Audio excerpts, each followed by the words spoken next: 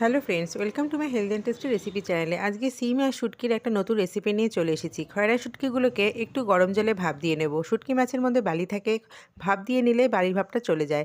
Frying প্যানের মধ্যে তেল গরম করে শুটকি মাছগুলো লবণ হলুদ মাখিয়ে একটু ভেজে নেব। ওই তেলের মধ্যে কালো জিরে ফোড়ন দিয়ে একটা গোটা পেঁয়াজ আমি কুচি করে ভাজা করে নেব। সেই ভাজার মধ্যে দিয়ে দেবো কুচি করে রাখা শিমগুলোকে। শিমগুলো লবণ হলুদ মাখিয়ে কিছুক্ষণ নাড়াচাড়া করার পর 1 চামচ রসুন বাটা আর কাঁচা লঙ্কা বাটা আমি দিয়ে দেবো। আর দিয়ে দেবো 1 চামচ কাশ্মীরি লঙ্কার গুঁড়ো। আবারও একটু ভালো মতো নাড়াচাড়া করার পর কষিয়ে মিক্সারের বাটিটা ধুয়ে আমি জল দিয়ে দেবো। কিছুক্ষণ ফুটে ওঠার পর শুটকি মাছগুলোকে দিয়ে দেবো। শুটকি মাছগুলো দিয়ে 5 থেকে 7 মিনিট ঢাকা দেওয়ার পর যখন মাখা মাখা হয়ে যাবে, নামাবার আগে 1 চামচ চিনি ছড়িয়ে দেবো। যারা চিনি পছন্দ করো না, স্কিপ করে যেতে পারো। গরম ভাতের সঙ্গে এইরকম শুটকি শিমের একটা নতুন রেসিপি দিয়ে ভাত খেতে কিন্তু দারুণ লাগে। তো বন্ধুরা, তোমাদের কেমন লাগলো আজকের রেসিপিটা কমেন্টস করে জানিও। ভালো লাগলে লাইক কমেন্ট শেয়ার করো, চ্যানেলটি সাবস্ক্রাইব করে দিও। টাটা।